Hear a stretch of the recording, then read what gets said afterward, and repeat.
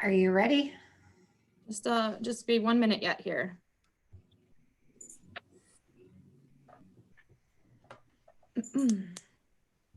Okay, looks like we're ready to go in just a second here. One more second here. Turn the volume off. Okay, we're ready, Terry, whenever you are. All right, so we will call to order the May 19th, 2020 Parks, Trails, and Lakes Commission meeting. Jamie, can we start with a roll call? Tim Gary. Here. Present. Terry Steenblack. Here. Jason Steenblack. Here. Doug Ramseth. Here. Tim Miller. Here. Karen Moorhead. Here. Betty Guy. Here. Okay, and then we need an approval for the agenda, but I think we need to make an adjustment. So I'm gonna make a motion that we approve the agenda, but we remove 5A and 5B and hold those over to the next meeting. What are those? 5A is the meeting minutes from April 21st, and 5B is the meeting minutes from our special meeting on May 5th. I'll second. We have a motion and a second. Do we have any discussion? Hearing no discussion, Jamie, I'll let you. Okay. Terry Steenblack. Aye. Jason Steenblack. Aye. Doug Ramseth. Aye. Tim Miller. Aye. Tim Gary. Aye. Karen Moorhead. Aye. Betty Geyer. Aye.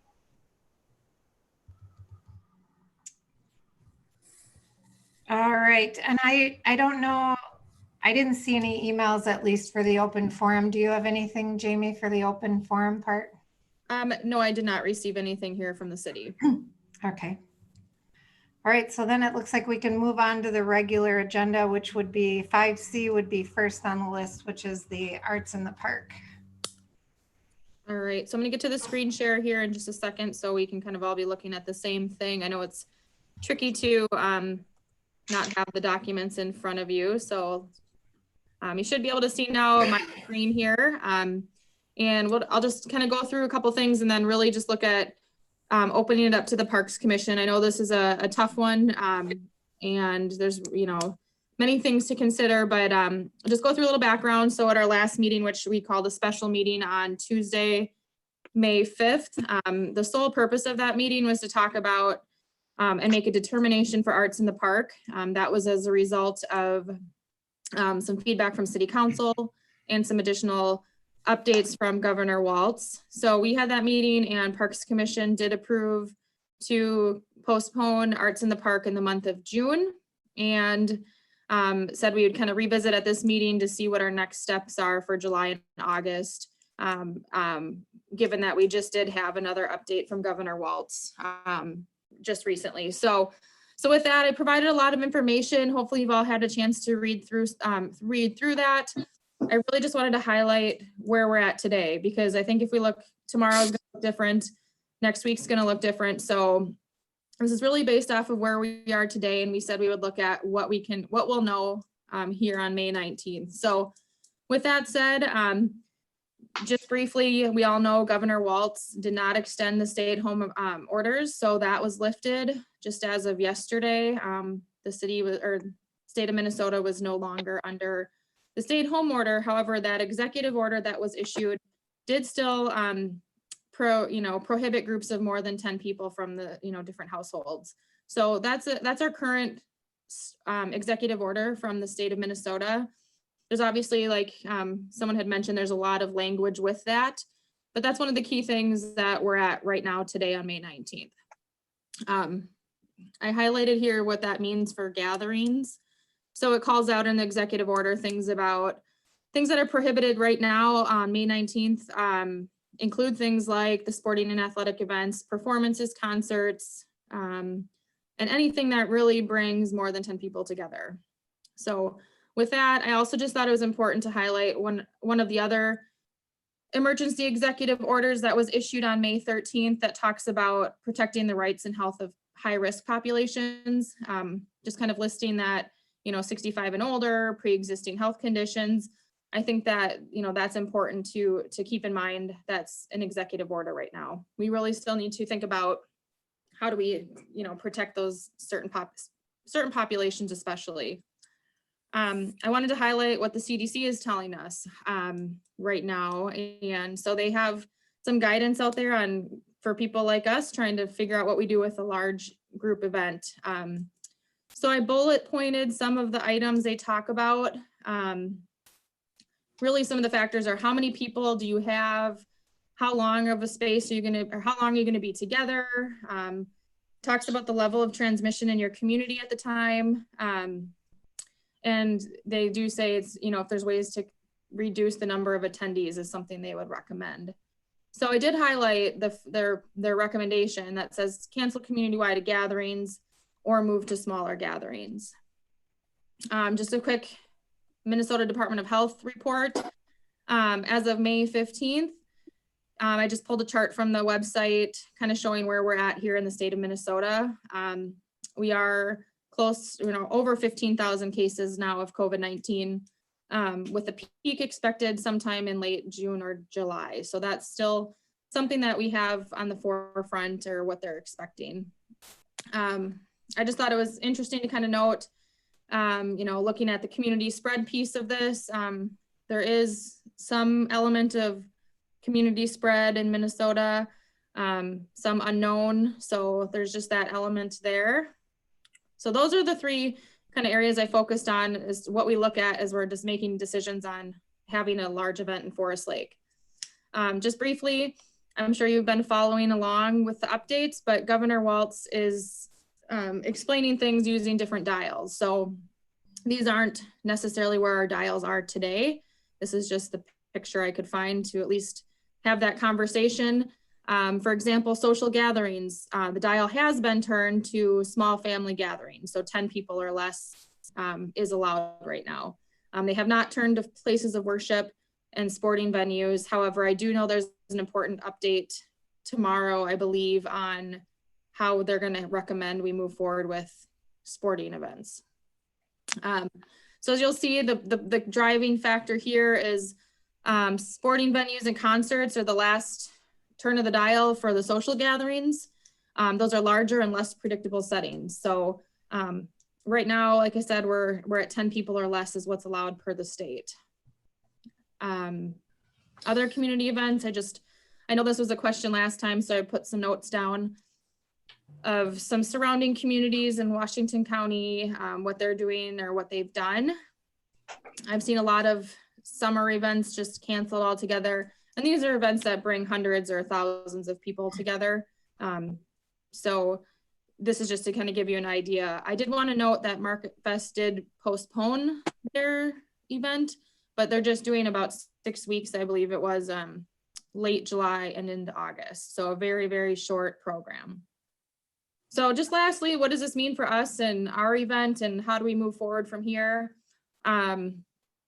I think it's hard to predict anything right now, and we don't know if we'll be in this current executive order with 10 people or less for another week, another month, the rest of summer, and we don't know what that next step in guidance is going to be from the state level.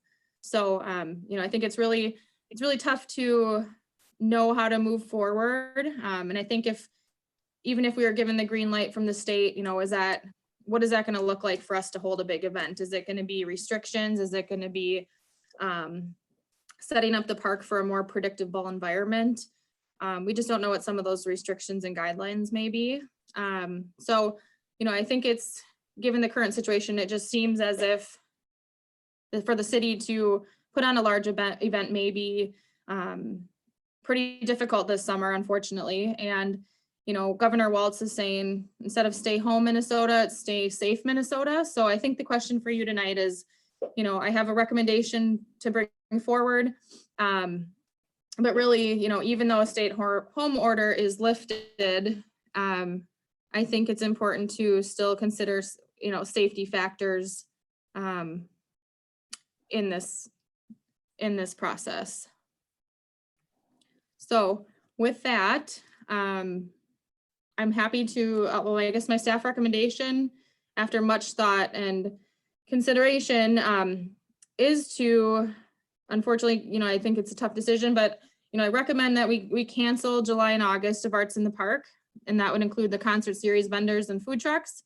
We can still have the farmers market, which I'll talk about more later in the meeting, but I don't think we cancel summer. And I think it's important that we develop a contingency plan on other programs, activities, or events that we can offer safely in July and August, and discuss that at our next meeting. So looking at smaller group events or at multiple parks, for example, where we can put some plans in place for something that we know that can happen versus kind of waiting to see what's next from what's allowed at the state level. So with that, happy to take any questions. It's open for discussion, but I think we need to kind of take our next step in how we're going to move forward, and just wanted to put forward at least a recommendation for consideration. So with that, open it up to the Parks Commission. Jamie, can you stop sharing so we can see the bigger, there you go, thank you. Yep. Make comments or Here- questions? Yeah, I have comments and I'm probably going to be at the end of the block on this one, but I haven't given up hope and I haven't worn off this summer. I also am in one of those age categories that you're all supposed to be worrying about and taking care of. And to me, if I had any of those problems, I wouldn't be going to Arts in the Park if I was any fearful of it. But healthy people like everyone else would probably go to the park. I just still think it's a little early. They're changing by the minute. Like you said, more pressure is becoming apparent to do more. Minnesota has done its best for a while, but I think there's a lot of pressure now to say there might be another avenue to go. And I know it takes a lot to set up these things, so it's not something you can say on Thursday yes and Friday no, that kind of thing. So that is a little problem, but I would not be in favor at this time of canceling July and August. Just my opinion. Thank you. Anyone, if you do want to speak, you kind of wave your hand and let me know and I can call on you guys. Did Tim Miller have his hand waved before? That was redirecting kids. Oh, okay. I know that a little too well. Tim Gary, Commissioner Gary. I guess that, a couple thoughts.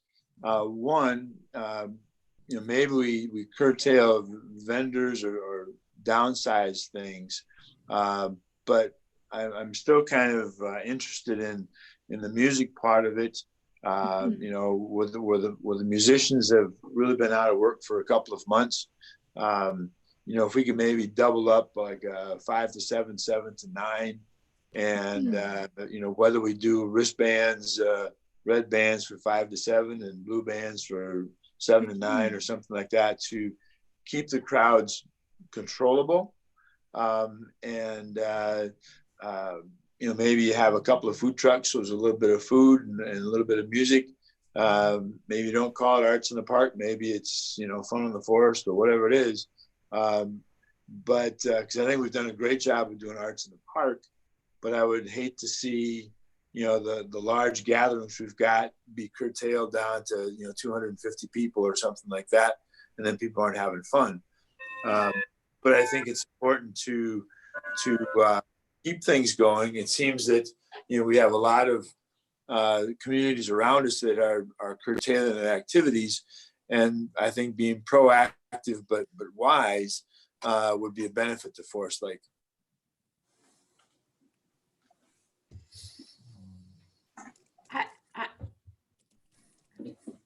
Go ahead. Terry? I agree that I think we should look for some alternative options and proactively plan some other events, but I have concerns going against CDC recommendations and the state of Minnesota Department of Health recommendations. Even if the Department of Health were to move their dial because of pressure, I don't think it necessarily means CDC would move that. And I know it's a really, really difficult decision, but I think the longer we prolong making the decision, the longer it's going to be before we can proactively think of some new and different ways. I kind of equate it to like the spring fling, right? We waited, and I know it's very different, but we waited. We talked over the course of several meetings about the Easter egg hunt and do we do the Easter egg hunt, and we talked through some of the issues there, and we decided to pull the plug on that. And until we decided to pull the plug, we couldn't think about new and different ways to offer something.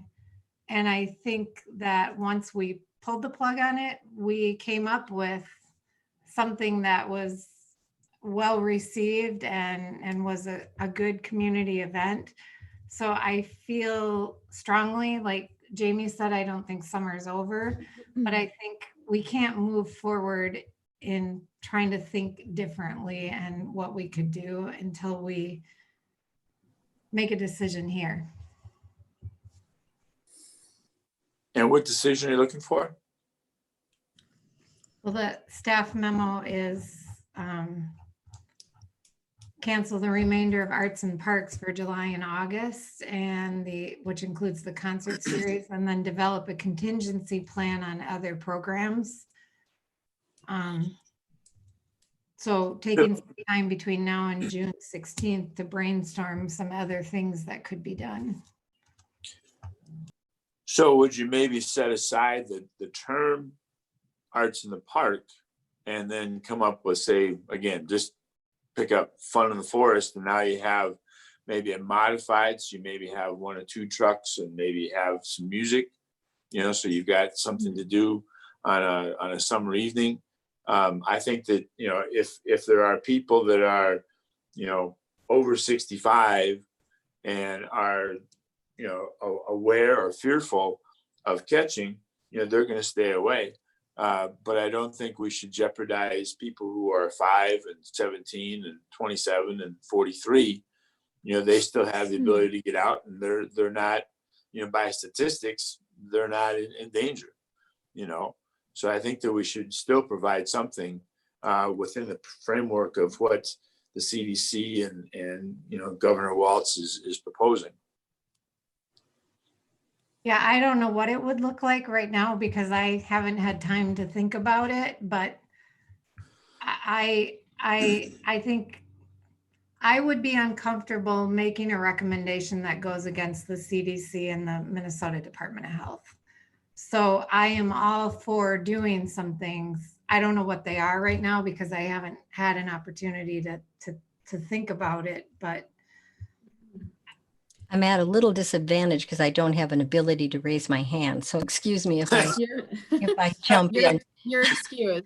But And it's then we'll go to Tim Miller next after you. okay. I just think we're back to Terry, and I'll certainly be there trying to think my mind off to come up with something else. But the spring fling, like she said, was quite a bit different. We didn't have anyone telling us how many and where we could do and what we could do and how we could do it. And I think no matter what, the guidelines seem to be going slow enough that I can't imagine, unless we're going to be a little bit more brave, to have people come that are healthy. And I know there can be caring, we've heard it for 2.5 months now, what we should know and do, but that we have some ability of keeping some spacing and allowing some people who really want to come out on a nice evening and enjoy our city. So while I'll still be against this motion, I will be very much in favor of providing something. And I tell you, if it doesn't change with the state and the CDC, I don't know what it's going to be, because we just don't have the ability to force people to stay in spots. Thank you. We'll go to Commissioner Miller. I just want to say, I understand and agree that I wouldn't want to go against any CDC guidelines or any government guidelines that have been issued.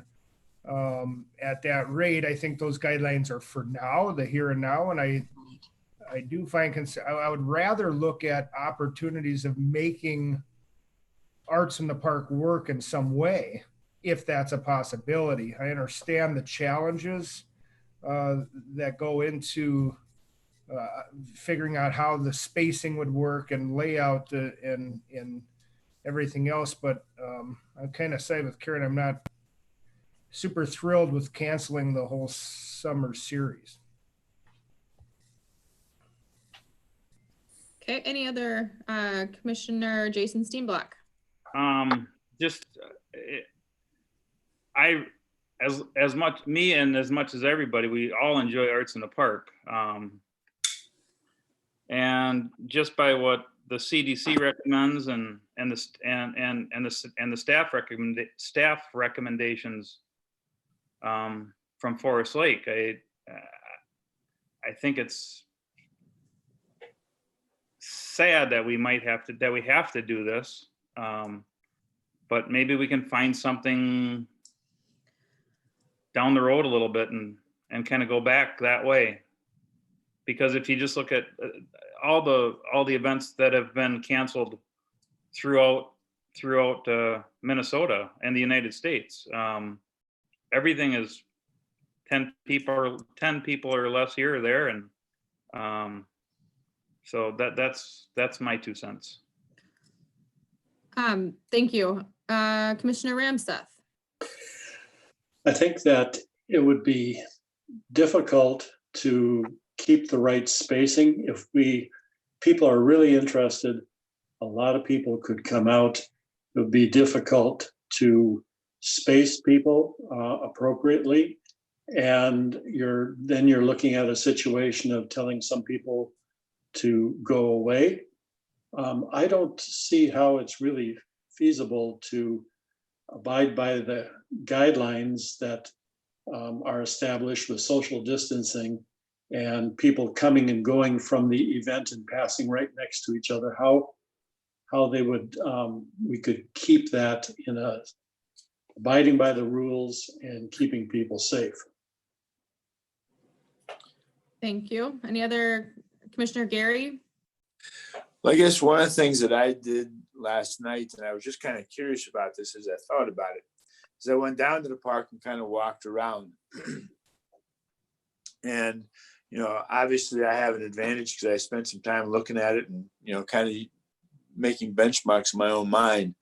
But, you know, to me, it seemed like in that grassy circled area in front of the bandstand, that a person could go in and basically quadrant it off. So you'd have, you know, points every 6 feet or 10 feet, you know, maybe you figure that a husband and wife are going to sit together. So maybe you end up with spacing pegs every 10 feet apart. You know, that way then, you know, you have couples that are going to be sitting together with a spot that, you know, just much like when you go to Home Depot or Menards or whatever else, they got places for you to stand. And you could set up your sitting that way. You also could do the grassy spot to the right of the band shell. You could do some, you know, some spacing there. You know, I had even thought that, you know, you could do two bands in a night. The band shell is big enough that one could set up while the other was still playing. You know, a person could even, you know, I was kind of looking at you know, two-way traffic and one side of vendors. If you want to even set vendors up, you could, I think I figured that you could have about, you know, maybe 33 different spots for people. And then, you know, having them set up only on one side of the sidewalk. So this way you've got plenty of space for people to pass. And, you know, I mean, it's a logistics thing that would be a lot easier if we had a map and could kind of figure it out. But I think that, you know, the guidelines we get from the CDC and from, you know, the state, you know, don't really say to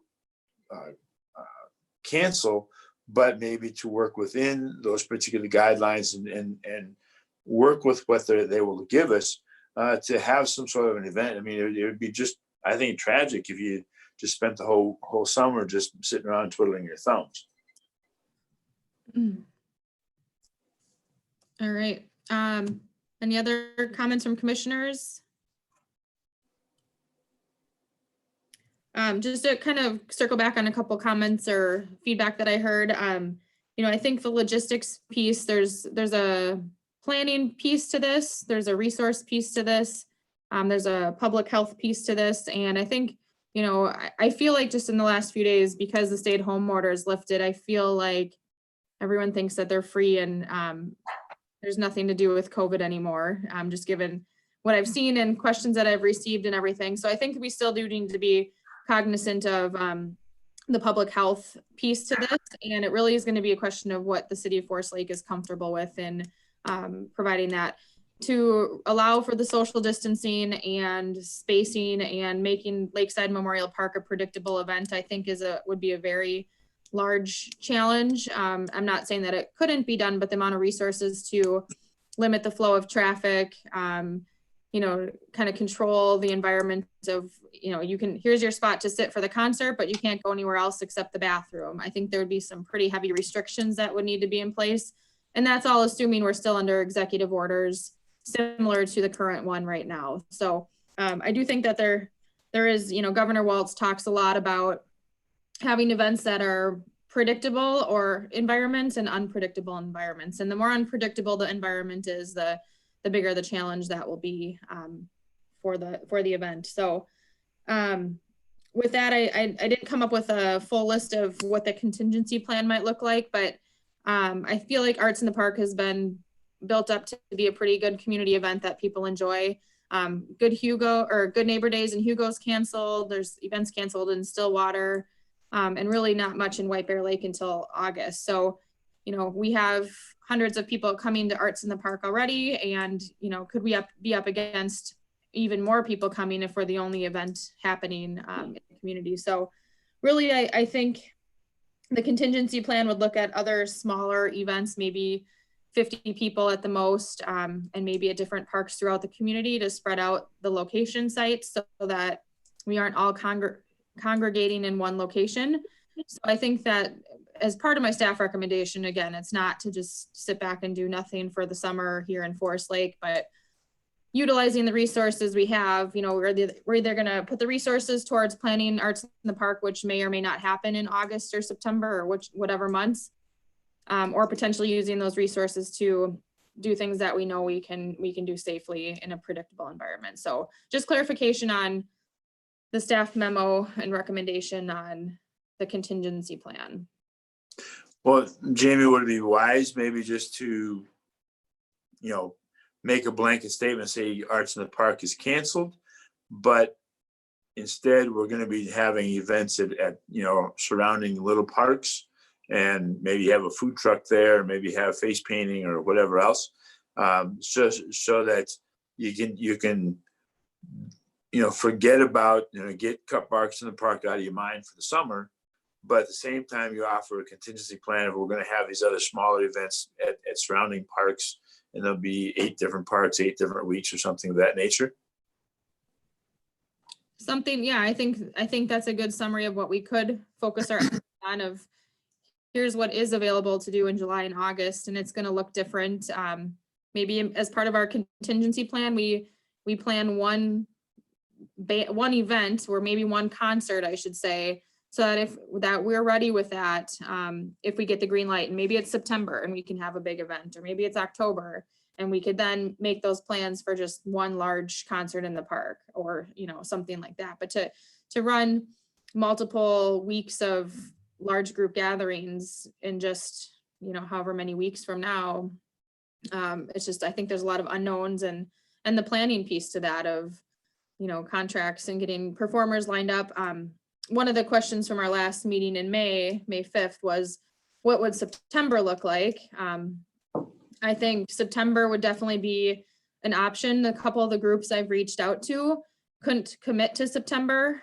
They said they would be interested once we all know more, because they just can't plan out that far right now. So, you know, Arts in the Park's never in September to begin with, but as things change, do we look at Arts in the Park fall version 2020 or something where it's a short month of September and it's just its own new little package of, okay, we found out April 1st that we can move forward with these things. Here's our plan that we're going to deliver to the city. So those are just some examples, but I know there's just so many uncertainties around these large community events and when they'll be allowed to take place. Jamie, could I ask if anyone did listen to the governor today? I wasn't home. If he was on at all, I don't know. But So if someone did, I'd appreciate getting a little update, but I know that the religious community are very, very strongly recommending that they allow people to go to their house of worship. And supposedly there was going to be some movement on that. So again, I'm just thinking in my mind, how much movement will there be? And could you split it and say, June was bad enough, but now July, but we could maybe still plan on August? I mean, people are really, really getting tired, the healthy people, of staying home. And when they hear 80% are from a certain segment, that makes it hard for them to follow guidelines. And I'm afraid that what's going to happen is they're going to get so angry that the guidelines are going to be out the window, and who knows where people will go. But would it be possible? Because if you're talking about 50 people at an event here or there, that's too much for right now. So as I said before, I'll try my best, but I can't even imagine if we're going to follow these guidelines and they don't change, what we can do. 10 people is not a lot of people. Terry? I wonder, I guess from my perspective, we could argue on both sides of things, and I would be interested. And again, I don't know what we would do right now either, because I haven't had an opportunity to think about it. But I feel like if I had an opportunity to think about it and think differently as to how we would engage the community, I bet all of us could come up with something. But I would be interested in as well, and you've seen me do it with all the other events, is explaining to the community that based on the Minnesota Department of Health and the federal CDC recommendations, we are canceling Arts in the Park. Again, we could argue both sides of that, but what we would like to know, community, is staying within those guidelines. What types of things would you like to see or do for an alternative summer events, and see what we get from the community, and spend some time brainstorming as well, because we may potentially get some things out of that. I mean, if the reality is we have to think differently, I don't know. I mean, I'd be curious to know solicit the community and see what they would come up with, because I don't think it's we're canceling Arts in the Park, summer's closed. I think it's based on what's happening right now. Arts in the Parks is canceled, and we'll be looking at offering alternative summer activities that adhere to the guidelines. What types of activities or things would you be thinking about, community members, and see what we get there? Because I mean, I agree with Tim Gary in that we can't just say it's done, but I don't know what the alternatives are yet. I need time. But Yeah, and I guess just a quick thought on that is I think there's a couple things too. We have vendors that are looking for business. We have food trucks who are looking for opportunities, and we have entertainers who have been out of work for months. So we also have a community that's really looking forward to getting out and being active this summer. So I haven't done a full brainstorm, and I'm not saying that these are things to think about, but just some feedback we've had over the years is, how do we engage more local bands, smaller groups that are more Forest Lake bound? I mean, we get probably 30 or more inquiries every year to be as a part of Arts in the Park. So what if we can do an afternoon session that might attract a senior population, a certain band or group that they might be interested in? It's a small group setting, the limited time, and it's outside. That's just an example of how we could potentially rethink 2020 during a global pandemic to still target different groups of people, but we could have registration online that we know this group is going to only allow this band at this time at this park is 50 people. You have to RSVP and you're going to get a wristband, and that's all that we can allow. And it's really for the purpose of the entertainment, and we can allow some food trucks on site. I'm not saying that's the answer, but that's just, I think given the current status, I think there's a lot of options to work with what we know we're working with, which I do think social distancing and some of those requirements are going to stick around for a while. Jason? you're muted. Actually, along with the food truck idea, and that might be one idea, is we take say 3 or 4 different parks and see if 2 food trucks might want to go to each park, and a family could go out there and social distance and have a little bite to eat in a picnic area that way. That might be an idea. But Yeah, that's Betty? nice.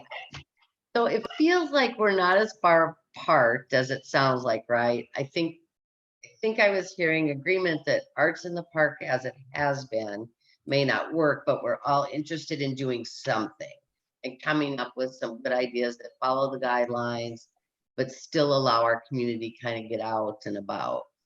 Is that, so could we not vote on just canceling Arts in the Park without also adding on, but we'll look at those other opportunities for the rest of the summer? Something like that? Yeah, I mean, that's a big part of the recommendation that I have in, from a staff perspective, is just that if we cancel July and August and Arts in the Park and all of the elements as we know it, a key part of it is that we would come up with a contingency plan and deliver something to the community. Maybe, like I said, we don't know what that is going to look like, but have a brainstorm session and say, you know, what do we know in a week from now, and how does that shape what we can or can't do? And if somebody said July 15th, large community events are on full steam ahead from the state and the CDC and Department of Health, you know, I think we could pull together some concerts in the park pretty quickly. You know, we just don't know when we're going to get that green light. So do we focus some efforts on creating some different opportunities right now that we know we can deliver safely in the community to get people out and doing some activities? And then as soon as we get some notification that direction otherwise, then we can plan for that. And then we would still have, you know, September and even October to put on some larger community events. So I guess I think that's a key part of it, is we need to still have things to do in the community, whether it's working with somebody to get some paddleboard rentals, you know, down at the lake. That's social distancing. That's something we can do in limited groups. We can do that safely. We can do probably some small concerts like pocket parks and performances that way. So those are just a couple ideas. And again, we'd have to have a brainstorm session on that. Terry? I'm going to make a motion that we cancel the remainder of Arts in the Park for July and August, and spend the June 16th meeting to develop a contingency plan on other program and activities for the summer that align with whatever the CDC and state requirements are at that time. I second that. So we have a motion and a second. Do we have any other discussion? I'm not sure that I'm completely ready to give up August. I could buy July, but I'm not sure. I think that Governor Walz is going to start feeling pressure from bars and restaurants and the salons, the beauty shops and things like this. And I think the religious community is going to put some serious heat on them. So I would go along with July, but I'm not ready to give up on August. June 16th sounds like a long time away at this point for if we're going to be coming up with events that we want to hold in July and August. So we might want to have a meeting, an interim meeting. So are you thinking Yeah, I was just gonna say that would be a good point of hopefully finalizing some plans and work together in small groups or have a brainstorming session so that we're ready by June 16th. Yeah, we could do a couple things. We have the activities subgroup that could meet between now and before the June 16th meeting, and then bring forward a recommendation of alternatives there. And then we could also discuss brainstorming additional ideas if you guys have them. The only reason why I threw in June 16th is because of the quorum issue. If we went back to the subcommittee, that is the, I don't have my list here in front of me, but we've got the one subcommittee that is activities. They met and brainstormed some ideas, there wouldn't be a quorum, so we could do it before June 16th as well.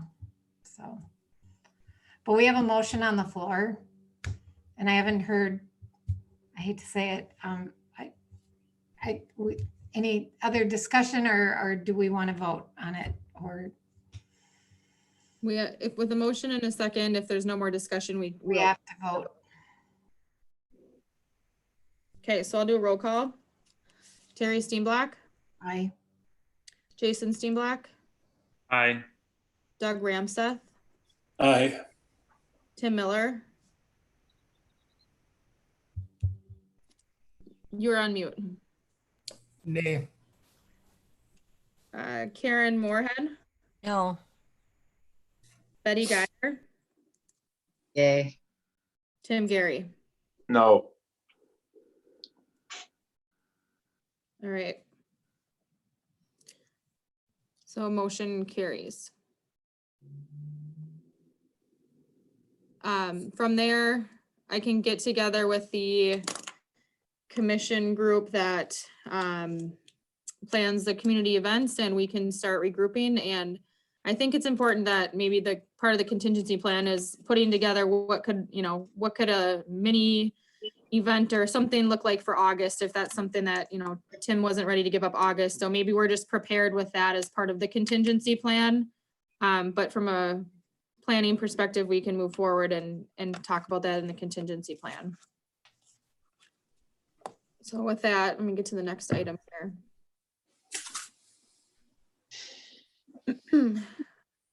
So the next item is the facility use for COVID-19, and that's the restroom facilities at the parks. Yep, let me just grab that and I'll share my screen here in a second. Okay, give me 1 second here and I'll do the screen share. Okay. So before you tonight, this is another COVID-19 related conversation, looking for some action tonight. So right now our park facilities are open and available for the use by the public. We do have some restrictions in place for our different amenities and facilities that we have. Again, I highlighted the Safely Reopening Minnesota's Economy executive order that we're currently under right now. And again, it reminds us that no groups of more than 10 people are allowed. You need to limit your social interactions, protect public health. And then the key thing with this is there's the Minnesota Department of Health has the outdoor recreation guidelines that we currently need to follow. So some of these items listed here, it does not include allowing facilities to be used for more than 10 people. Again, is our current order that we need to follow. So I just highlighted some of the, I really feel like in the last 2 days or even the last 24 hours since the state home order has been lifted, people are really looking to get out, and I've had a lot of calls about playgrounds being opened, how people can use the parks, can they gather there with 3 people, with 50 people. So just need to provide some guidance to the community on what this means as we move forward. And this is ever changing. Like, we don't know what could happen with updates tomorrow or the next day.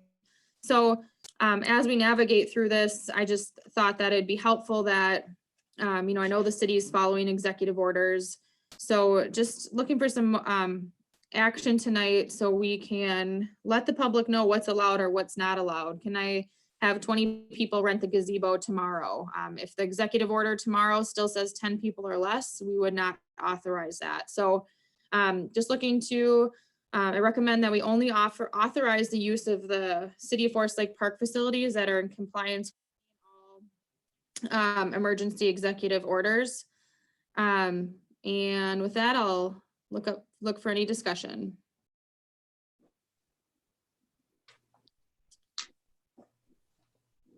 afraid I'm a negative nanny again here. I just am in awe that public facilities as large as what we have, that people aren't allowed to make their own decision as far as social distancing, bringing their sanitizers, sanitizing things, trying the best that they can to make sure that they're thinking of others. But yet the onus is put upon them that if they do some of these things outside of the recommendation, that they're actually putting someone in harm's way. And I just get sad when I think that we have to not allow playgrounds for a group, mom and kids or whatever. So, I'm sorry, I'm just not quite into all of this recommendation in Minnesota when we have limited numbers of people that are affected, and all of the ones that we have, or at least 80% of them are in one area. So we're prohibiting an awful lot of people of fresh air and fun with their family because of that possibility that, and I just again say, and I won't really belabor this because I could go on and on for hours about this, but I won't. I'll just say that this is how I feel about it. I think that we have to keep our freedoms along with our precautions. And so my new mantra is stay safe and stay free. So on that, I'll just listen to what other people think and go make a decision after that. Thank you. And just for one quick point of clarification, this agenda item, there is one more agenda item about reopening parks, which we'll talk further about bathrooms and playgrounds next on the reopening plan for that. So what are we talking about opening here? So this would be facilities. So can baseball fields be used by a team right now? Executive orders right now, I would say it's not allowed in the current executive order. So if people are coming to me and asking if their team can practice or if they can play a game, we need to provide some statement to the community on how we are moving forward in this. I have a gazebo reservation request for June 13th, and I don't know if I should authorize it on behalf of the city if this current executive order still stands on June 13th, where it should only be 10 people or less. And so I just, need some guidance to address the community on how to use certain facilities. So right now on basketball courts, for example, we had originally put a restriction in place that they can be used, but only with small groups of people from your household. Well, that's changed now. Now they can be used with, groups of 10 or less, even if you're from different households. So as these executive orders are changing almost on a daily or weekly basis, I think just having something to use as guidance for the city of Forest Lake on how we make decisions on our park facilities. Pickleball courts, for example, is another one. Right now, only the people allowed within the playing pickleball are allowed. And I think that would still hold true to the executive order, that we're in compliance. So it's just looking for some guidance on how we can approve or not approve certain park facility requests where we're having to authorize the use of facilities. If people want to continue to use the picnic shelters and the gazebo at their own free will when they're at the park, that's different. We're not going to necessarily enforce that, but we're going to encourage the guidelines by the state. But if we're authorizing a picnic shelter for a birthday party for 20 people, should we do that or not? Tim Miller. Yeah, on this one, I agree with you that we should follow the recommendations. And on the last one, I think we should follow the guidelines set forth by the governor. I think that just keeps a level of consistency. My only concern with the last topic was that we don't know what the guidelines are going to be in July and August. So that's why I was against that one. But this one, I absolutely agree. We should utilize, the guidelines that are in place for us and follow that. So I would have no problem with that. Thank you. Any other comments? So Jamie, the application you have now is for 20 people? I don't know the quantity of people yet. That's not a question we asked, but I did reach out to this group because based on the description provided, I feel as if it's going to be more than 10 people based on what the private event description was. So And just for a point of information, so let's say that you've got, you know, so you have a family, you know, let's say they have 5 kids, and or, you know, so you got a mom and a dad that are in their 50s, you got sons and daughters that are in their 30s, and they got children, you know, so it maybe end up with 20 people who are all related and see each other on a weekly or twice a week or twice a month basis. Is the government or the governor's order then says that even though there are 20 related people who see each other on a frequent basis, they can't meet? You can't have a group bigger than 10? So the current government order would not comply with the current orders from the state of Minnesota. The current orders Really? only allow for groups of 10 or less from different households. So if 20 people all lived in the same household, they all lived together, that would be in compliance. But if 10 people or less from different households is the current executive order for the state. Interesting. So if a little league person comes up, coach, and he's going to bring out 12 people, not asking, there's just fields that are sitting there, and he brings his little team out there to play, maybe they're 9, 7, 8, I don't know what age they'd be. Are we going to have police go and shoo them off, or is this, how does that work? Yeah, that's a good question. I'm not the police department, but I know that I believe if, you know, enforcement's a different category. I think educating groups of people on what the executive orders are so they know to be in compliance is the approach I believe that they would take. So the enforcement piece is tricky, but to that example, Karen, that the city doesn't know about that and we didn't authorize it. So that individual group of people would be not compliant and they would be the ones at risk with not following executive orders, and there would be no connection to the city with an application form that we approved and collected fees from them saying we allowed them to use the facility. Okay. Jamie, I would assume that there are no scheduled team events, league events at this point. So the fact that group would get together there, I don't know who that would be, because if they don't have a league to play in, it'll just perhaps be a neighborhood group of 10 people get together and play some ball. That would be acceptable. And well, I guess that's it. So I don't think there are any leagues that are going to be in play this summer. You're correct. At this point. The statement of currently there are no like organized teams playing. However, Governor Walz, I believe, is supposed to do an update on the youth sports and what that's going to look like for this year. So I've had organized baseball teams and associations contact us and say, you know, when can we use the city's facilities? When can we use the fields for our games and practices? And right now, I don't have, right now I would, you know, previously up until yesterday, we were in a stay-at-home order.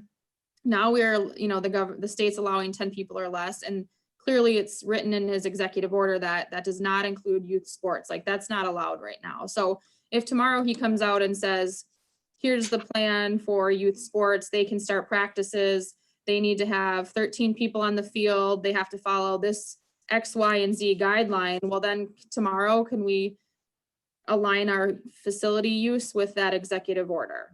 And so if we follow executive orders and take that stance, as executive orders change or added, that's going to affect our use of our facilities. So can people be out at Coulan-Camp Park and Fenway Park and Schilling Park right now?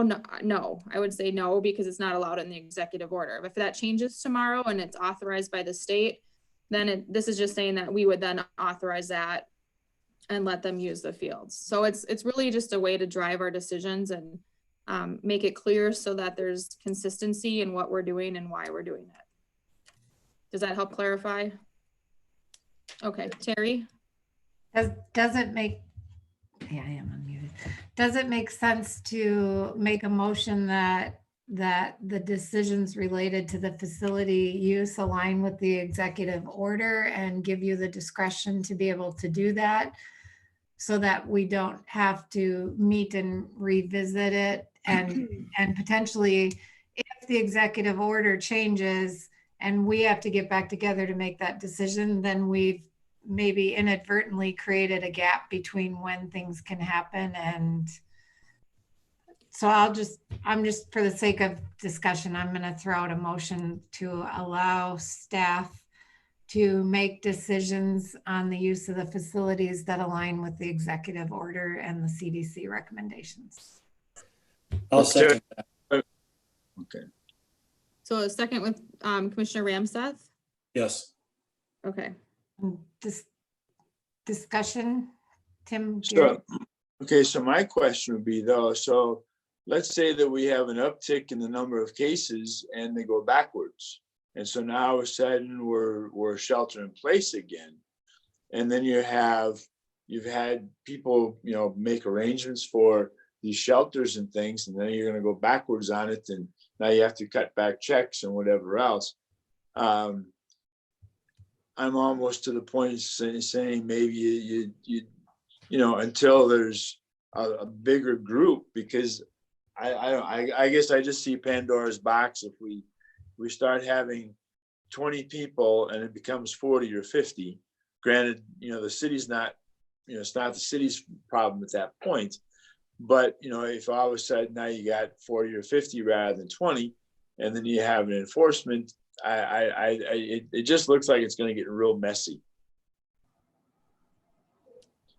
It's already real messy, don't you think, Tim? Oh, most definitely. Most definitely. I mean, you can't go to a state park, but you can go to a national park, which is just Go to Walmart, but you can't go to church. correct. Yeah. Yeah. Yeah, sorry, we're off the beat a little bit.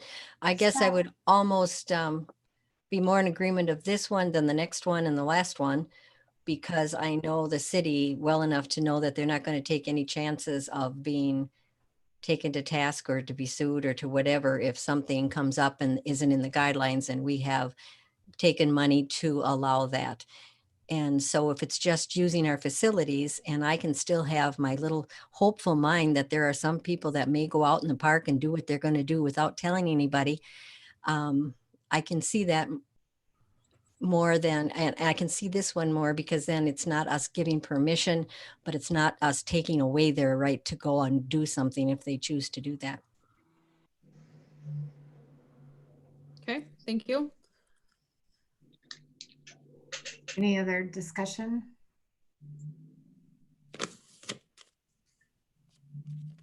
Hearing no discussion, oh wait. Roll Jamie, call. yeah, Terry Steenblock, aye. Jason Steenblock, Aye. Doug Ramseth, Aye. Tim Miller, Aye. Karen Moorhead, Aye. Betty Geyer, Aye. Tim Gary. All right. All right. Let's get to the next item here.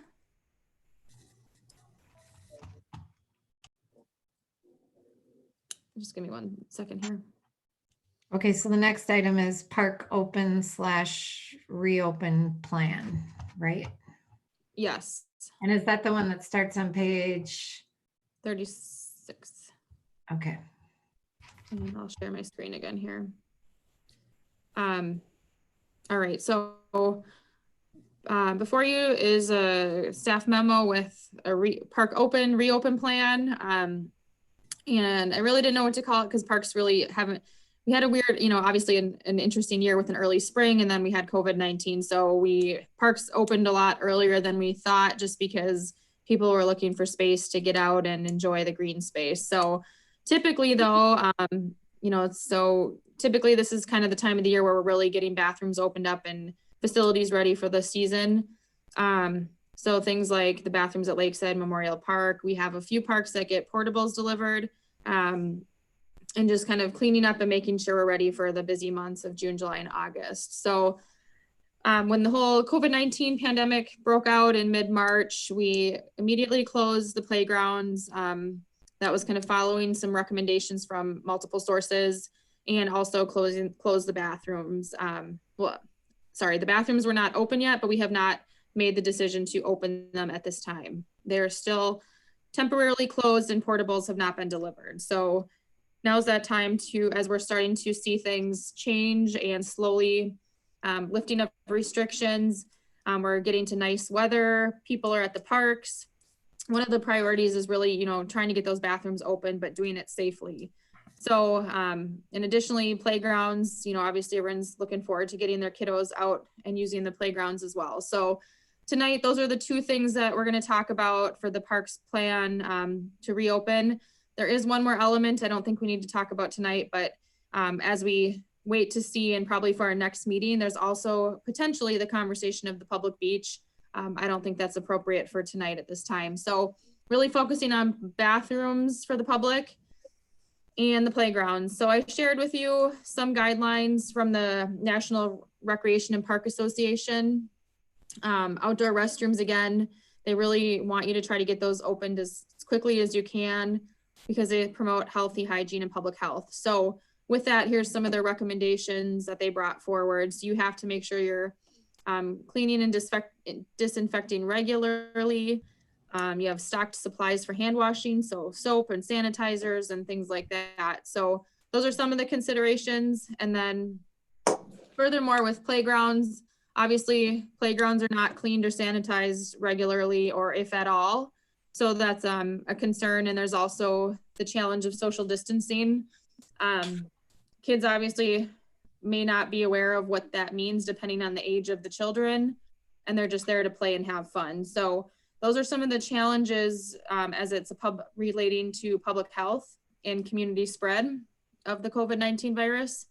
So when you're considering to reopen playgrounds, you have to remember that, that they're going to be crowded and they can easily exceed recommended guidance for gatherings. So right now, 10 people is not a lot. So, you're likely going to have more than 10 people.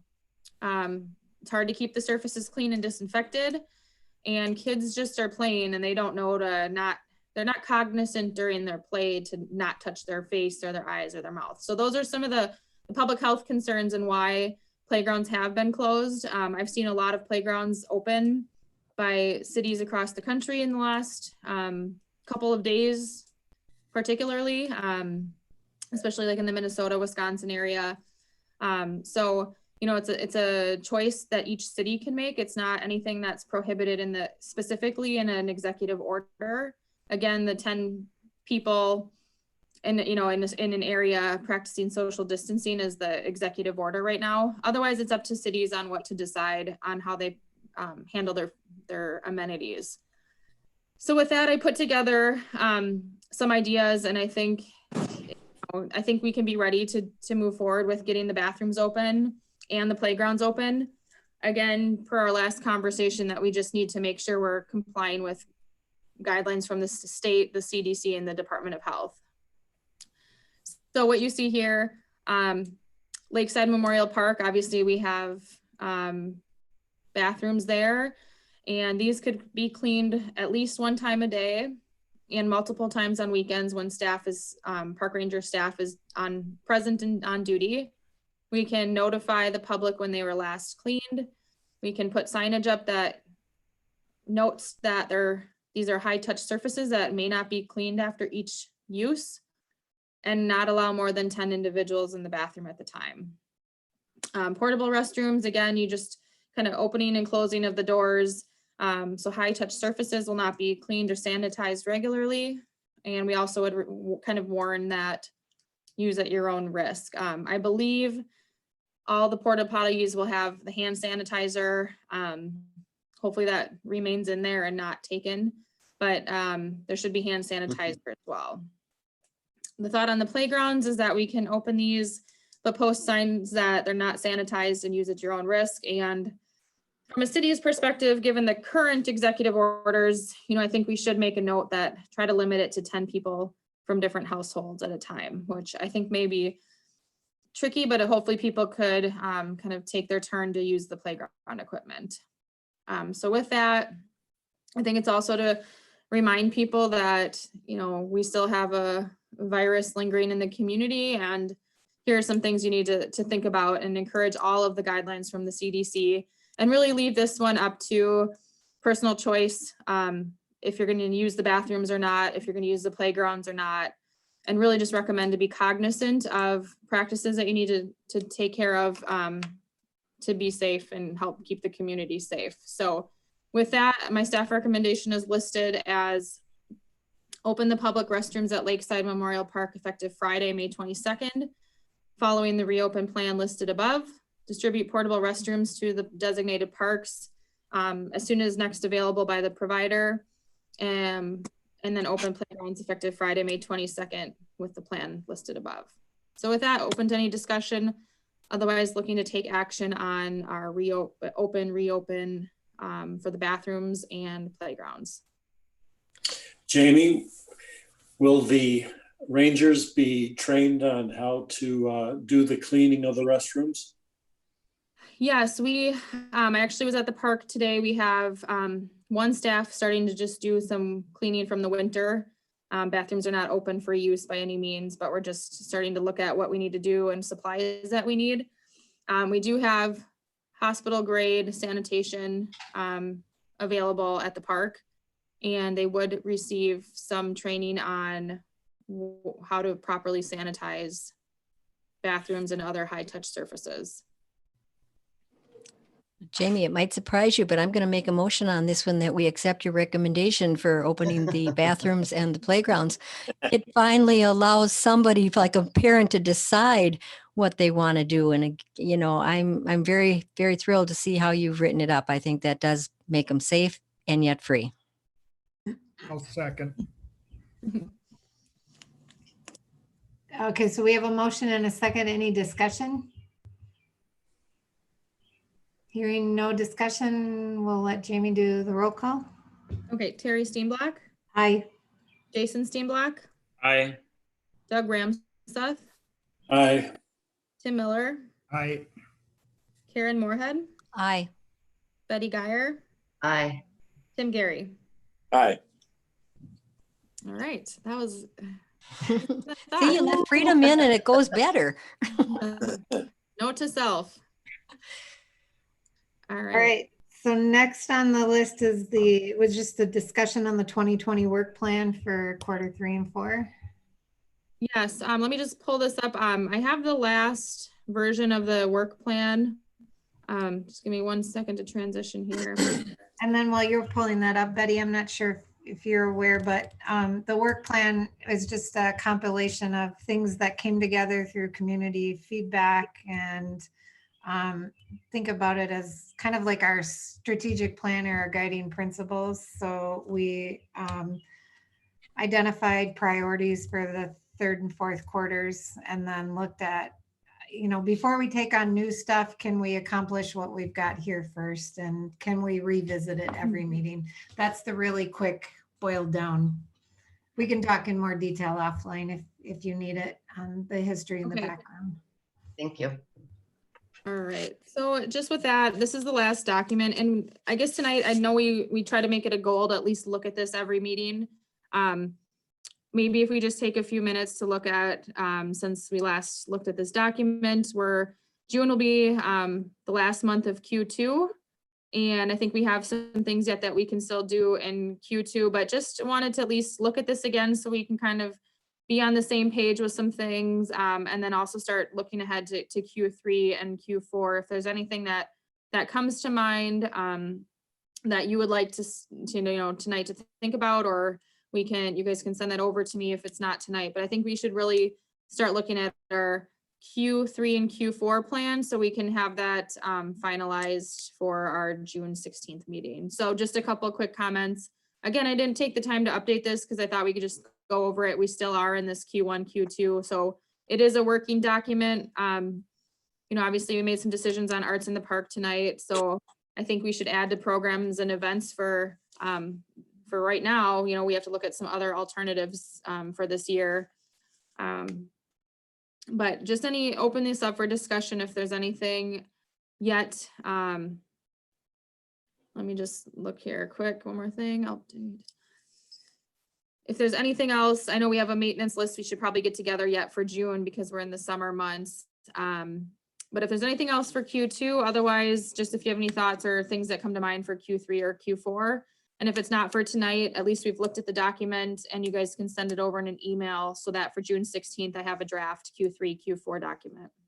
Jamie, can you send this, this copy out to all of us as well? So we have an electronic copy and maybe we can look at it between now and then and see whether or not, you know, do we carry over those things on the list, or based on where we're at, would we want to reprioritize? I don't know what, I can't think of a good example that's on there right now, but maybe something that we put on Q1 and Q2, we decided that maybe we don't want to put on 3 and 4. I don't know. And maybe we do, but if you could email it to us, it would give us some time to take a look at it and think about, you know, what we would want to put on there. And then we can also look at the other documents that we put together that rolled up into this one to see if there's anything on those that gets reprioritized. Okay, that's good feedback. At least it's a question of, you know, if we didn't get to something on Q1, Q2, does it make sense to carry that forward, or do we table that and put something different on for our goals for the Q3, Q4? So I can send this out to everybody. Does anybody else have any just comments, thoughts, things you'd like to think about for the second half of 2020? I think this is a good time for me to ask my question. I don't know, Jamie, if you saw the report from the city where Patrick Casey had a comment in there that he didn't think Parks, Lakes, and Trails was doing very much. And I don't know if that was aimed at you or at us or if the world or what, but did you see that comment? Nope, I didn't. If that was recent, I haven't seen anything about that. I'd like to know exactly what he was thinking. I can find out some more information on that. Okay. Any other thoughts on what we have on the list here or what we should add to the list? One question I have is Fenway actually came up here. And I noticed that the one container that we voted on to get moved, it's still in the same location. Do you know anything about that, Jamie? I don't really have an update. I don't know why I know that needs to be some storage out there, and until there's a solution on that of how they can store lacrosse equipment and whatnot, I think that should be something we get figured out here as part of this agreement that we have drafted. Because the one on our list to figure that out. Okay. You mean Kathy has her hand up. 1 second here. I'm going to stop the screen share quick here. Kathy, Councilmember Byström. I just wanted to address Karen's comment about Patrick's statement, and I think it's a little bit out of context. I think it came on the heels of a conversation that we have a really highly skilled Parks, Lakes and Trails Commission here, or Parks, Trails and Lakes Commission here, that we feel are really very underutilized in terms of their skill set in developing much more comprehensive plans and that kind of thing. And so I think his statement, again, I think was a little out of context. He was kind of agreeing with us. He just didn't say it or wasn't quoted in such a way that Well, that happens in a lot of cases, I know, but the way it came across, it was definitely.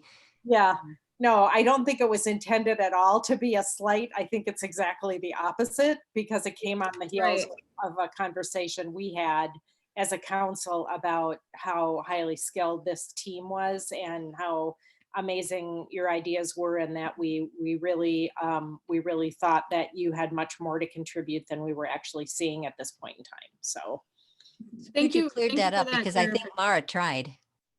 Yeah. I know. That was an eye roll moment. Thank you for that, because I think that triggers in my mind of what when this conversation may have taken place. I didn't remember that exact statement from Administrator Casey, but I know that the City Council talked about the next steps with the strategic plan, and that To Councilmember Bystrom's point, there was a lot of positive feedback, and that previous leadership or council the Parks, Trails and Lakes Commission has not been given as much authority as they should have in developing a parks plan. So that is something that we should put on our Q3, Q4 docket, because I think the city council really wants the Parks Commission to be involved.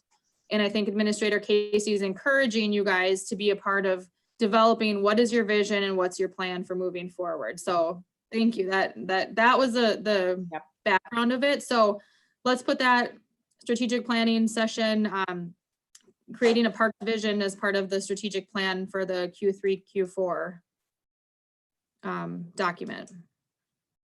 Because you guys get to create the vision for the Parks, Trails and Lakes for the next 10 years.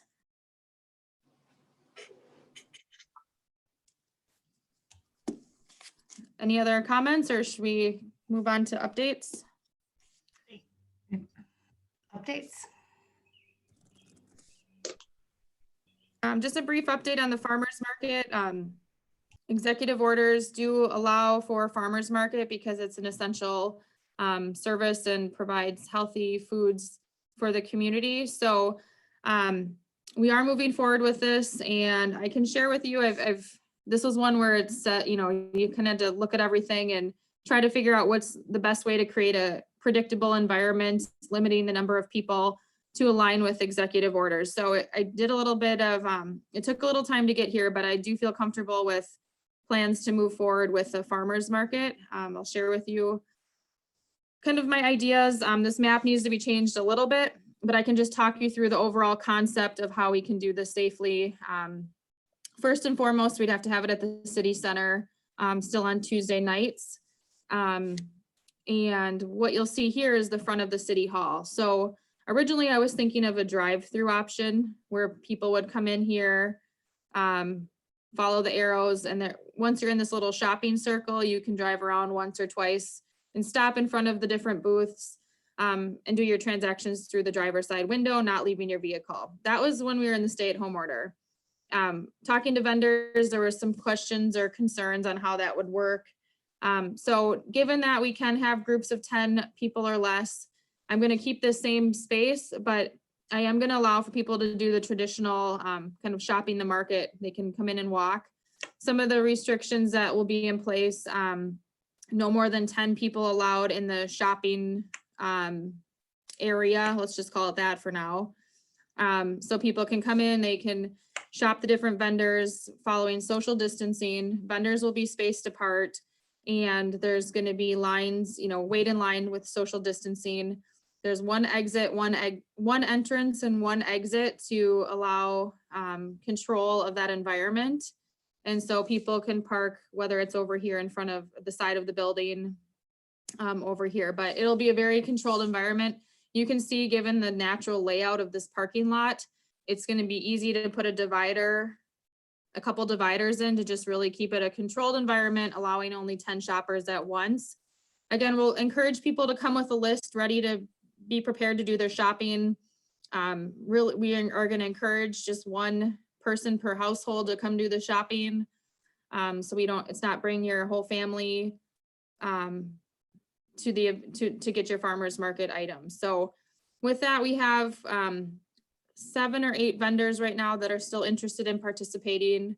A lot of fresh produce. So with that, I'm moving forward with the vendors to get everything set up, and we're looking at starting on Tuesday, June 16th as a tentative start date. And I say tentative because there's a lot of other restrictions and planning that goes into it. So we're looking at June 16th to start the market.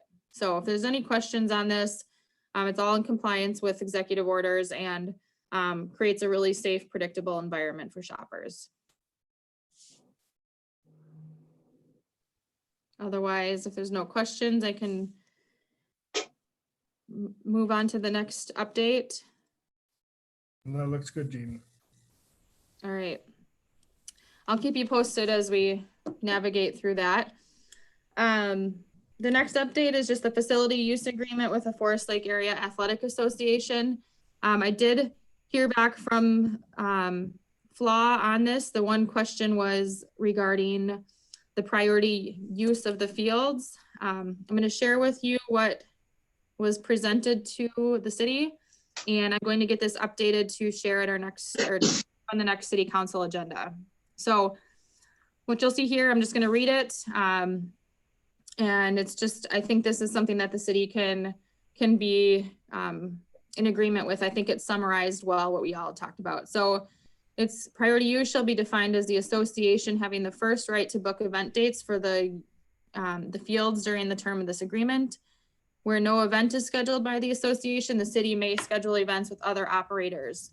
Simultaneously scheduled events shall be allowed, providing sufficient parking and accommodations exist to meet the projected need. The city shall confirm field availability with the association prior to scheduling any city scheduled events on the fields. Association shall not charge or collect fees from any users of the fields or athletic complex for city scheduled events. The city agrees to repair, replace, or compensate the association for any damage or excessive cleanup costs at the athletic complex related to use by the city. Now, just make a note that the last sentence is italicized, as we, from the city perspective, we'll just modify that a little bit. Being that it's our complex, you know, we wouldn't pay the association for any repairs, but we'll just reword that so it's conveys the same message that the association's really not held liable for any damages or repairs from city sponsored events. So this is going to city council at their next regular meeting, and we should know more hopefully tomorrow if we'll be able to move forward with the season. So we'll be moving forward on this. Say, Jamie? Yes.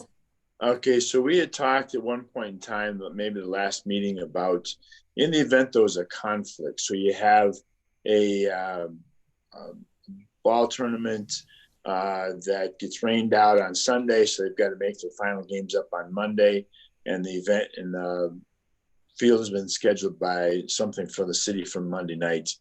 Were we still giving the association then priority on that kind of a conflict? I think so, and I think we're really, you know, from able to work with them on this. I think it's a partnership, and I think we'll be able to work together in communicating to make sure that everyone's accommodated as best as we can. But shouldn't we have that in that writing, in that written document there, just so everybody understands it's the association has priority over other people in the event there's a weather-related conflict? Yeah, I think that's a pretty minor, looking at this again. I think that if we added that, they wouldn't have any issues with something like that. I mean, it's in their favor, so. I guess it's always good to have paperwork, so that way friends stay friends. We don't have, you know, some sort of situation where, well, you said, he said, they said, no, this is it. You know, we have a conflict, go to the paperwork, and there we are. Okay, that sounds good. I'll get that added. I think that's a good point, Tim. And I was going to ask that question because I think on the other side, when people, and I don't know how many we'll have from the city, maybe a lot, maybe no one, but when they do call, would it be prudent for the city to say, you know, yes, you have that scheduled unless there is a tournament, whatever, so that the people don't hear at the last minute, oh, by the way, there's a tournament and you're out. Yep. No, absolutely.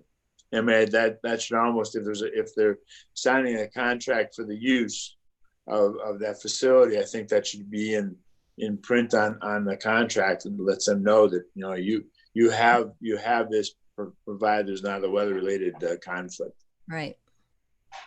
Perfect. Thank you. I can get that added. Any other comments on that?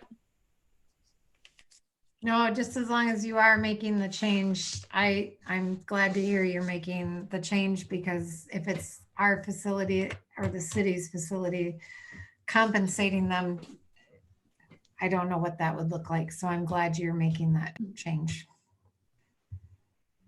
Sounds good. All right, so we'll move on to our Castlewood Golf Course update, and I will just take a minute to, we had somebody else join our call. So I'll introduce to you guys our manager of Castlewood Golf Course. It's Zach Sigelkow. Is that correct? Sigel like wiggle and co like toe. That's what my grandfather always said. All right. Could So you do he's, that one more I'm really time? I'm gonna let Zach run this one. He shared some information that I did include in the staff memo, so I hope you had a chance to look over of that. But Zach, this is just really a time to introduce you to our Parks, Trails, and Lakes Commission, and just give a brief update on the course operation so far and any other information you want to share with them. So with that, I'll turn it over to Zach. Great. Well, guys, thank you for letting me crash your call here. Appreciate your time this evening. As the weather has been pretty favorable for us, we've had a pretty smooth opening weather-wise. Otherwise, there's been a lot of accommodations we've had to make. Obviously, with COVID and us being a new management team, a little background on that. I've been with our management team, Foursome Golf Management, for 6 years now. We operate 2 other courses in St. Paul, Como and Phelan. Spent a majority of my time down here at Como. And we were really, really excited about this opportunity to, try and grow this course and obviously, grow our business a little bit too. But for the most part, we've had a really smooth transition. And with that, I think that's a kudos to all the community members and all the golfers and of course the city of Forest Lake for, letting us come in and expedite a lot of things, getting golf carts right away, getting a website, a phone number, just really basic things, just run straight through so we can start communicating with those returning golfers and trying to, clarify a lot of things that were up in the air, including, green fees, league fees, tournaments. And then you add the COVID in that, Governor Walz suspended tournament and league play there in the initial order. So we're like, okay, as long as we can be open, we'll be open, but we need the golfers to work with us. And we were really, really grateful and very, very lucky for their understanding of our situation coming in and just saying, hey, we know there's going to be some differences and some new things going on, but as long as you just let us keep the course open, hopefully things will run their course. And actually recently Governor Walz and the MGA are allowing tournaments and league play to start, which has been really great. We've got a really good response so far from returning golfers. And I think that's really, really great. But along with that, I'll just speak on some of our COVID accommodations. A lot of you may be familiar with it already, but for those who aren't, we've been trying to just space out the amount of people at the course at one time and keep the number one priority, customer and staff safety. Sure, the integrity of the game and playing golf the right way is always important, but keeping tee times instead of 8 minutes apart, we've spaced it down to 10 minutes apart. So there's less golfers on the course and there's more space between groups. And then with that, we're allowing motorized golf carts on the course, but it's only one rider per cart unless you're living together. So husband, wife,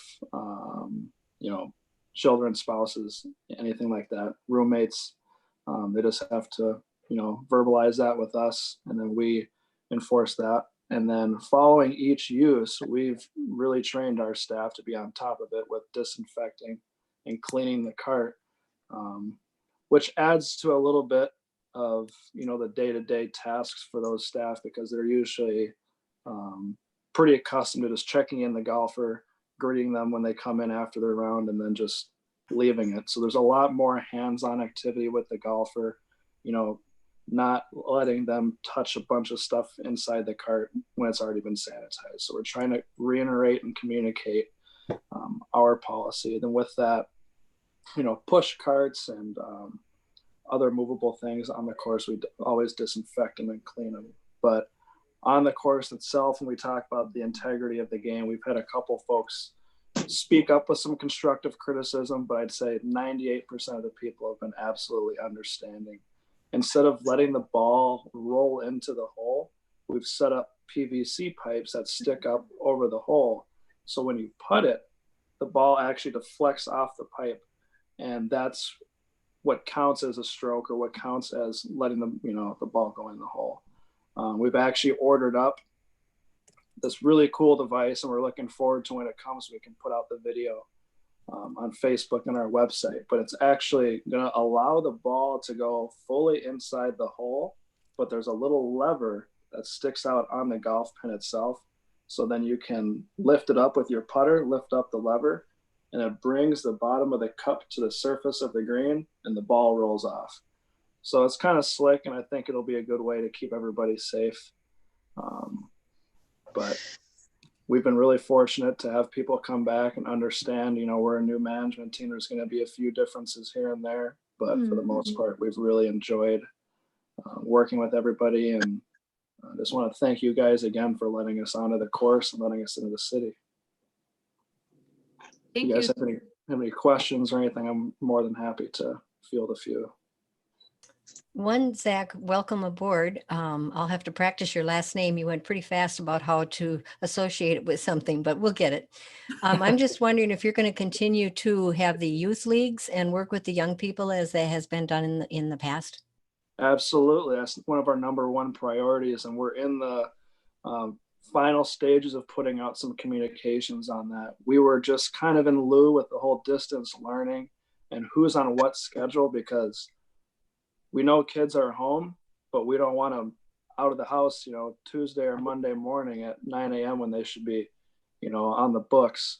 So we've been trying to make sure that we're accommodating that way and not making too many parents upset and letting the kids come on out at a good time. So we're following the dates on that and following what the area schools are doing. But yeah, that is one thing we do intend on continuing and growing.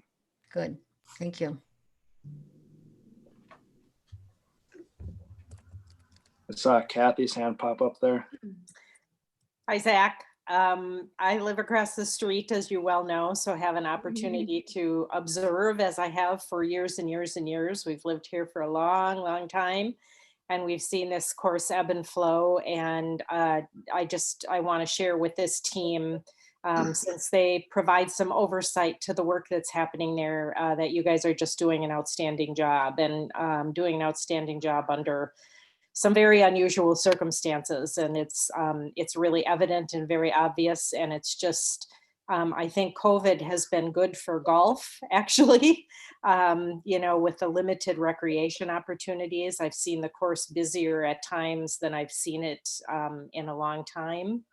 And I also want to just let you know that my husband really likes that PVC pipe sticking up, because he's taken quite a few strokes off of his game. So, I'm the same way. That's great. We'll leave him in. Sounds good to me. So just keep up the good work. It's been fun to watch it evolve this year when we weren't quite sure what direction it was headed. So yeah, your crew is doing a great job. So well, thank you. We really appreciate hearing that, and you guys have been great. So we really appreciate you working with us on a lot of these changes, and we're just glad to see the course filling in a little bit as we got the word out with a new website and a new phone number and a new Facebook. That's a really difficult obstacle, considering everybody's got the phone number in their phone already, and it's probably been that way for 20 years. So as we kind of start getting that out organically, you know, we've seen some more play, but Jamie was really instrumental in setting us up with a lot of those returning members and just a lot of folks around the area. So we're really happy that the word's finally getting out and that the course is filling up. Terry, go ahead. Yeah. I was just going to comment that the website is beautiful and it's really professional looking, which I think is a nice draw for those outside the community. I love the fact that we also have a nice detailed financial report, because I know we had some targets that we had to meet as part of the contract and agreement, but it's really, really nice to see the transparency and see the financial side of things so clearly and easily to read. So thank you on those two fronts as well. I'm not a golfer, but I drive by it and I do see people there and it looks great, but I again love the website and I love having the financials available to us. So thank you.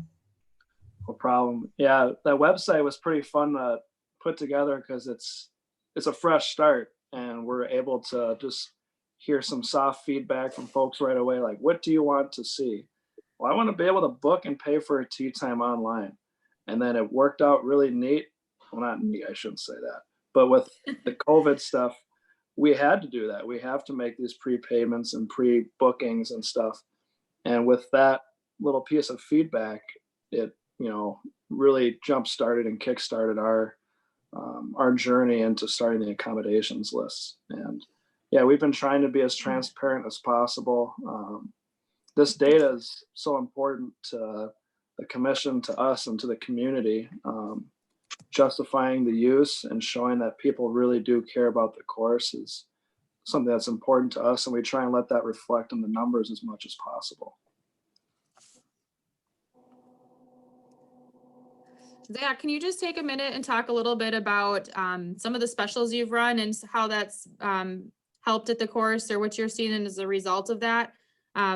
I think that's something that this commission, we haven't seen before at the course, and I think it's unique and different.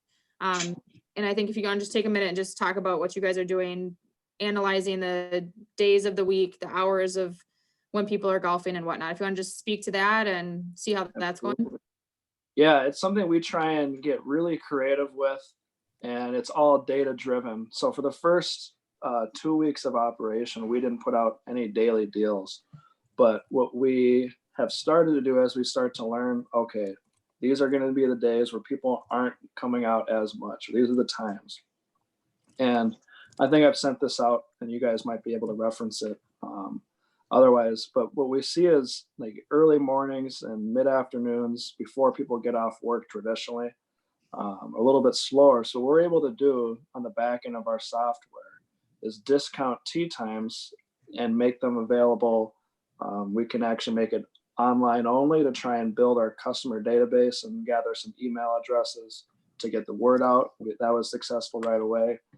We can do it through Facebook and in the shop itself. And we actually did a city only special, which was redeemed, I think about 10, 15 times, which was awesome. And that's reflected in the year-to-date and weekly reports as special tee time. We can break it down a little bit more on our end if we really dig into it, but for the most part, it's easiest just to track it as special tee time. But yeah, what we're trying to do is just show we've got a hidden gem out here. This is an awesome course and a really pretty and quiet scene. And so if we can start to get, you know, the surrounding communities, get into the metro a little bit, you know, pull like, hey, this is a really reasonable course. You know, my dad always had this saying, you don't want to be the most expensive in town, but you also don't want to be the cheapest. And we're providing a really, really good quality course condition at a reasonable rate. And I think people are starting to realize that, and we're seeing some new customers, and then those guys are returning when we put out those deals. And it's really fun to track and grow, especially with the new Facebook page, because there's a little bit of a correlation in likes and follows based off of when we're putting these dates out. And what we're seeing right now in St. Paul is we usually discount every day, depending on who's on the sheet and how many folks we have. But what's going on in St. Paul is there's just so many more people down here who are trying to golf, and we haven't had the discount because they're just booking. And eventually, if we can get to that point in Castlewood, that'd be great, where you don't have to discount and the tee sheets are full. And I think that's a testament to what our team has done over the last, 4 to 5, 6 years, building a loyal database on Facebook, Twitter, email blasts, all these little things. And if we can get the ball rolling with that, we'll be seeing some really good days over at the Rock. Perfect. Thank you, Zach. Any other questions? I'll wrap up that conversation. Foursome Golf Management team has been fantastic to work with.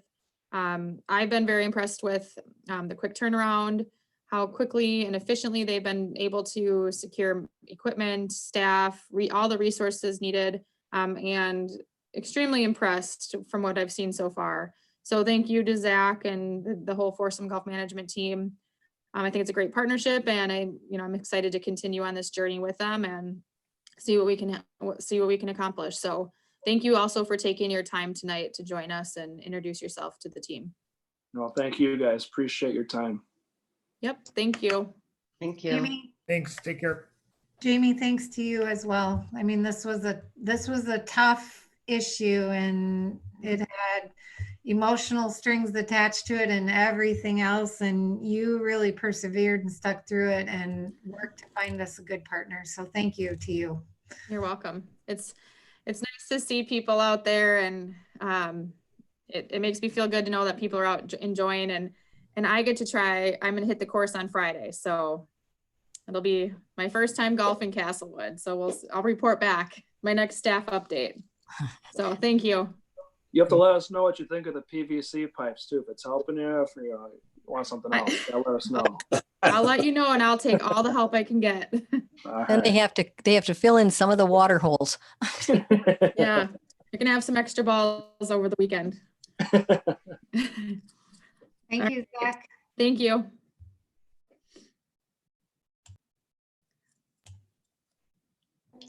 All right, so next it's any updates from commissioners. I would just provide an update. There was a little back and forth this weekend on Forest Lake happenings about the garbage out at Lakeside Park. And I took it as an opportunity to provide a little bit of education that we do have staff out there. But there will be times when, depending upon when you go there, the bins may or may not be full, but we have other larger bins there that people can use both for trash and recycling. But just sharing that as I think I wasn't sure that the community understood that there is still some staffing that is happening out there, and quite frankly that we all individually as users have some skin in the game as well to help play our part to keep it clean. Yeah, just one quick, thank you for providing that. Just one quick additional comment on that, the garbage at the park. But during the whole stay-at-home orders and just without parks officially being opened, it was extremely difficult to understand what park use would look like, and what staffing levels should be. They are limited right now due to some of the executive orders, but it was pretty eye-opening to learn how many people are taking food to go, which includes large to-go containers. We've seen boxes of pizza boxes, just larger containers instead of just a tissue or a small piece of garbage, which is our normal park use. So we've seen a lot of bigger containers trying to shove into those garbage cans. So staff is on site. We will continue to increase staffing, but we do appreciate any assistance with taking your trash with you or disposing it in an empty garbage can or the dumpster on site, just to help with limited staff at the time. But thank you for that, bringing that up. Anybody else have any updates? Just the beautification club that's kind of half put together for the Forest Lake area will be planting out at the Triangle Park on Friday. I think it's the 27th, or Wednesday, the 27th, that could be. And so because the schools are closed and the FFA usually had done that, there's just a group of citizens that have kind of rallied together to do some beautifying around the city. And if you see people out there, that's who they are. And they're going to be putting the plantings in there to make that space very beautiful. Great, thanks, Karen. Do we have a motion to adjourn from anyone? So move. I'll second. Can we raise our hands if we're in favor? Yes. Yep, and then Karen Moorhead. Aye. Okay, meeting adjourned. Thank you, everybody, for your time and commitment. Thank you. Thank you.